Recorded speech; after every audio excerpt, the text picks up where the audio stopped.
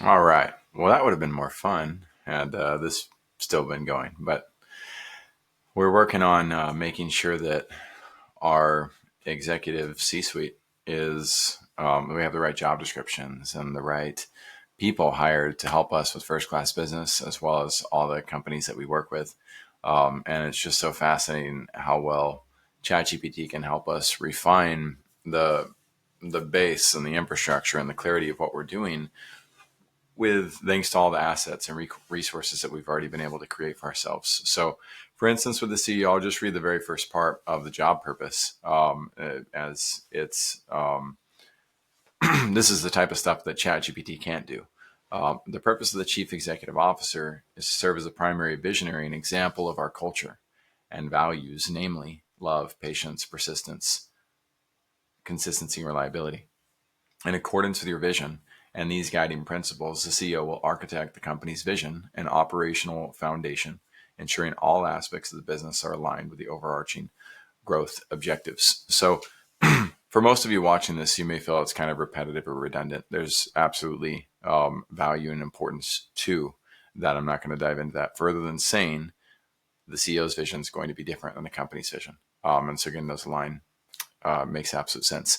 So we've taken our core process for CEO development, and we are very much a startup. This is not designed as a job description for a super well-established company that's bringing in a CEO who's inheriting the reins of the existing procedures, resources, and templates that are all built out at the Ernst & Young, Deloitte, McKinsey company levels. And so a lot of companies, a lot of young companies trying to scale, they have no premise of this at all. Two, they then start to get the idea they should move this direction, but they don't understand the difference between a CEO who has ran a company that already had all of that infrastructure for many years and one who's used to starting from scratch and building infrastructure without inheriting it from decades of other leaders before them. What I love about the ability to use ChatGPT here is we can take our existing job description that we took years and hours and days and lots of debates to get to where it is exactly what we want to focus on when we bring somebody in for this. And we can simply take that and apply it. You'll notice what I asked for here. Here, let me just go back up to what I did. So you can see this. And I hope this guides you. I hope, if you're not going to work with us, good luck finding somebody who goes to the steps. But you use it for yourself, and find a team who feels empowered to do this. But I said, consider the following CEO job description, right? And then I drop our existing job description that has every bit of who we are involved with it. And I said, all right, I need you to adapt this job description to align with what you learn about the following organization. And this is our client, effortlessvitality.org. And it was really neat to see how it kind of like searching the internet, says what it says, and then it says the job description for the chief executive officer can be tailored to align with the mission and values of Effortless Vitality, a platform designed to empower baby boomers to rediscover purpose, vitality, and joy in retirement. Here is the revised version. And I love how fast, like just how amazing it is that, with a matter of seconds, there's so much content on here that your typical human being would get caught up in and get confused by. Okay, so she's elderly and she's got coaching programs and but there's no time whatsoever that has to be dedicated to understanding and looking through that. Granted, our company has already made some, we've already done the analysis on the website. We've already started the process of optimizing some of the website. We've already seen that I'm confident enough that it gets the point across to where it can create a job description like this. And today, the founder of the company is considering not only using our program for growth. She's seen the depth of what's possible with our growth. She's seen the genius behind just how expansive our reach is and what we're able to help her accomplish. Yet, on that same note, she's also come to realize and appreciate that she does not have a C-level suite and that that's not her strength to build out. She wants to help 10% of baby boomers. That's 6 million people. She can't do that alone. She knows that. I know that. You know that. You might think that that's possible, but that's why I work with people who live in reality.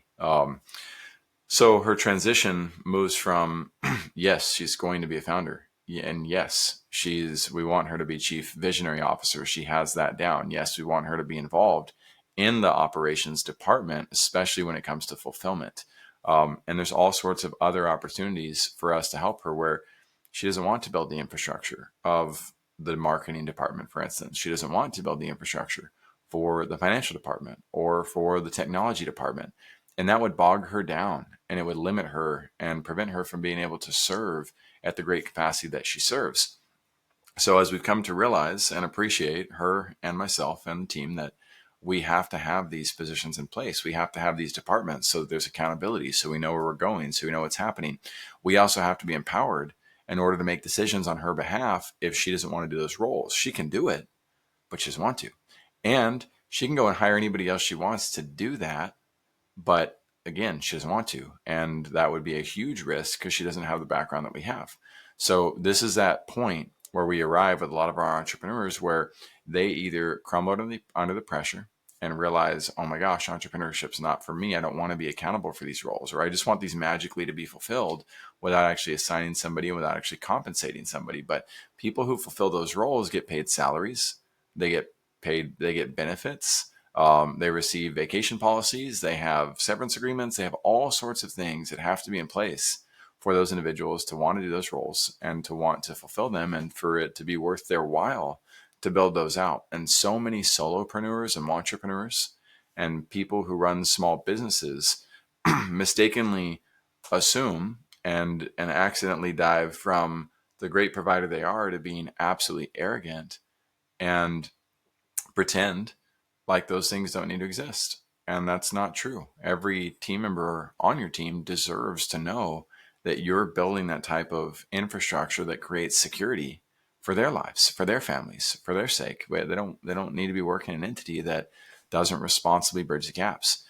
So she has honored me with the opportunity to come in and be the CEO. And yesterday, as we talked about that, well, she said sure, and today we had a good conversation about like sure doesn't work. We've had that conversation a couple times. Most people like to say like, I guess that's okay. Like, no, yes means yes and no means no, and we can't have it in between, or we have an impasse and we have a situation where people make assumptions or make movements that they're not truly authorized to do, and that means that in theory you're a CEO, but in practice you're not. You don't actually have the ability to be the chief who executes the tasks and gets them done, or executes a vision, or and I heard somebody say don't use that word because it's so negative. It's not negative. Words aren't negative. How we utilize them and what we associate them with can be, but to execute, to get things done, to make sure that things are moving, to not have to ask for permission, right? As a CEO, you do not have to ask for permission. You should be on alignment with leaders. But if you're truly a chief executive officer or a chief marketing officer or a chief operating officer, then you have to be empowered to behave as such, and to be accountable for said actions. And as Dr. Peter Drucker points out, this book is almost never read by entrepreneurs and then never implemented. And it's one of the most powerful books on the planet. We don't measure executives based on days performed, based on arbitrary questions, based on weeks, or based on months. We have to measure executives based on quarters. We have to give them at least 90 days to do what they need to do, and we need to empower them as much as possible to get that done. And if the relationship is not one in which you can trust somebody to do that, then say no. Don't let them do it. Don't move forward with them. And consider getting out of entrepreneurship. And if the relationship is one where you can do that, then by all means, do everything you can to honor them and to help them and support them, and to make sure that they're going to win in that role. And that's so much easier said than done. It is hard for me to do as well.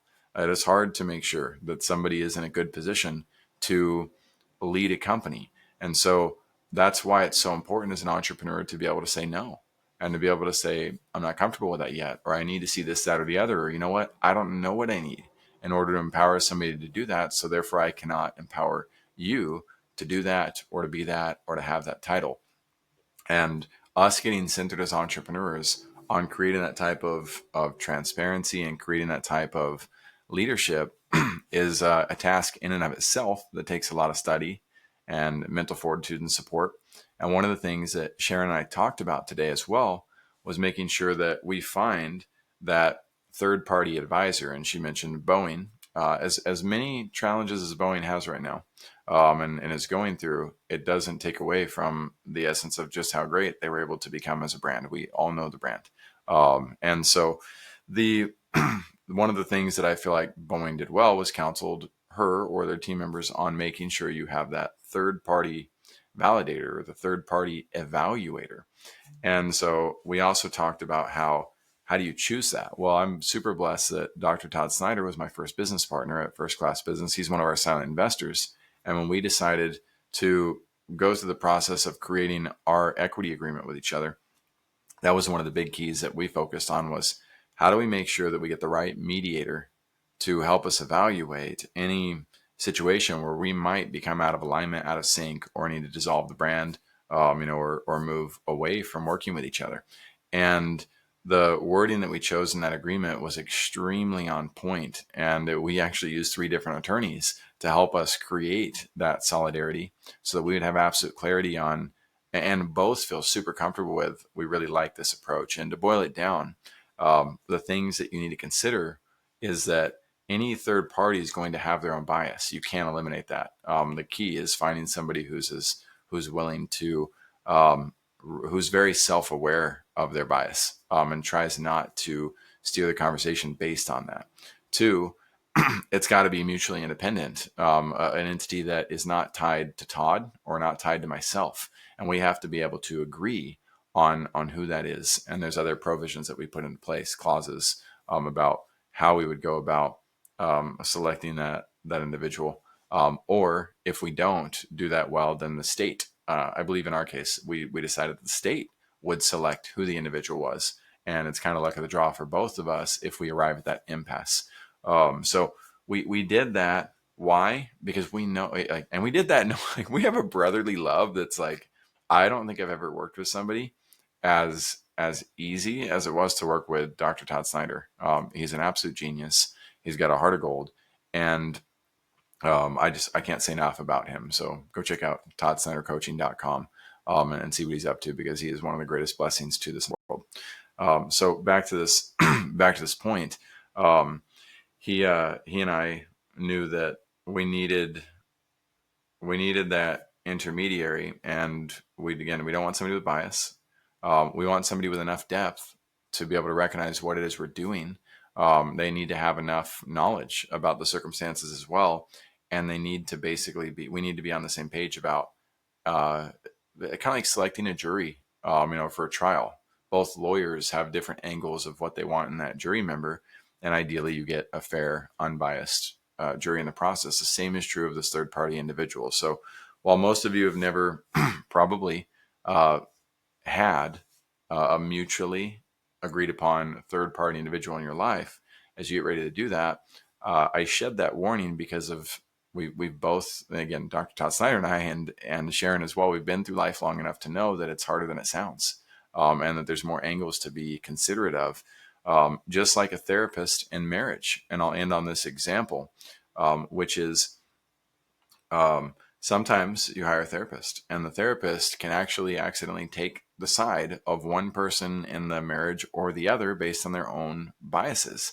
And when that occurs, they're abandoning the ethical responsibility of helping both parties meet in the middle. And, I shouldn't say meet in the middle, but move towards a more holistic perspective. And that should be the goal with the third party individual. And most people aren't trained on how to do that. But I'm really glad that she brought it up, because it's one of those elements that, as an entrepreneur, if you're expanding and bringing in new team members and you don't have that, it's one of the scariest realities, because you're either putting your trust in the new entity, which can be hard if you're doing it by yourself, or you've also got a layer of team members that currently exist that probably helped get you where you are, but they're inadequate in terms of being able to get you to that next level. And they don't necessarily have the skill set to guide you in this process either.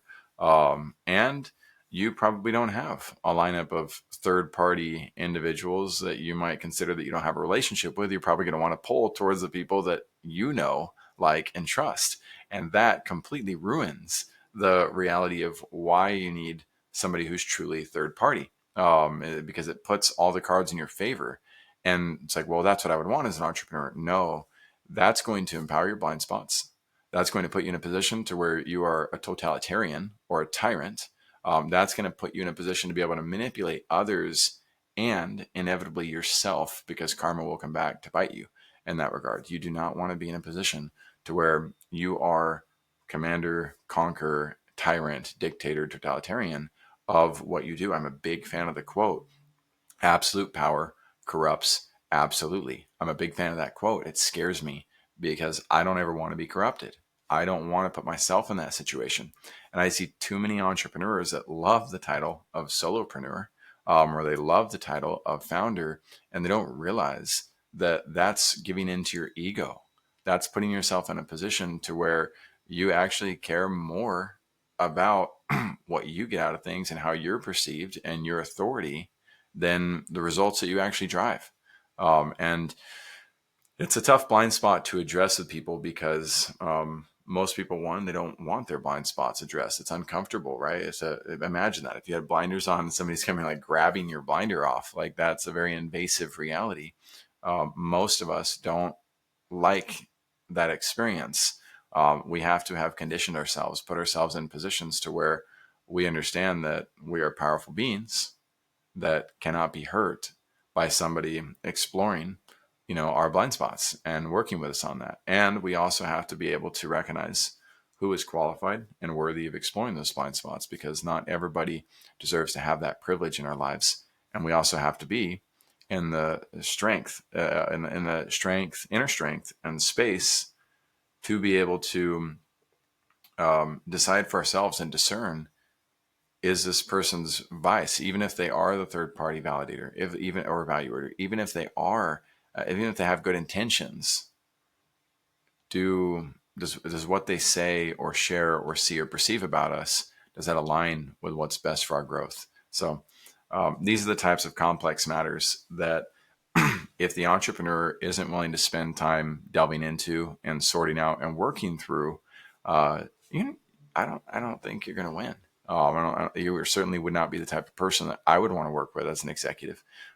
These are the types of things that are critical for executives and founders and teams to be able to spend the time sorting out, working through. Back to the book, The Effective Executive. Most individuals I meet call this a giant waste of time. Most individuals think, oh, well, this rambling is never going to get me any. This book, Dr. Peter Drucker, who is one of the most successful people of all time and has helped many of the most successful brands and leaders of all time and studied them. This comes from him, not from Jackson. So enjoy what you learn in the process. Read the book, apply the book to your life, and reap the benefits of cultivating a stronger sense of leadership and becoming an effective executive. Take care, everybody. Let me know what you think about this, please, in the comments. Let me know how this helps you. And that's another big thing, is strengths in numbers. Certainly attack this if you want to.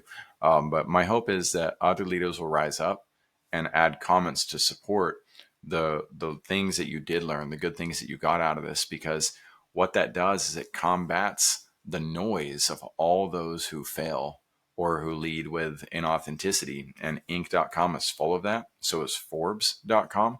So is Entrepreneur Magazine. That it's far easier. Being popular is typically driven by what's easy and sexy and fun and fast and get rich quick. And so the majority, and they know that their content has to support that type of reality in order to drive the profits they want to drive as entities. Yet they also know the value of the stuff in Dr. Peter Drucker at an executive level. But managing a town, or a widespread organization requires learning how to be executive in the right rooms and places, and also make room and space for those who are not. And those entities do that very well. But you have to consider, do you want to be on the fringes and the fluff side of those entities? or do you actually want to be in the executive quarters? And if you want to be in the executive quarters, then this is the type of information that you want to be gravitating towards. And like I said, I think we have an opportunity and responsibility as leaders to shed light on this, to support each other on these types of matters, and inspire other leaders to step forward and get involved and say, you know what, I didn't want to say this publicly, but I'm glad he did. Let me be the one who helps pave that path. And if you've got links to supporting materials and arguments or interviews where you've done the same, where you've talked about this process of diving into executive level behaviors like Patrick Lencioni does, like David Logan and his team did, like the Arbinger Institute does, then I hope that all of us can step up and support each other more often, because that will inspire the rest of the world to step back and say, maybe there's truth to this. Maybe I should start applying this to my life. And that's what I really hope to see, is an entire future generation of well-empowered entrepreneurs who do the right things and move our economy into levels of growth and results that we have never seen before.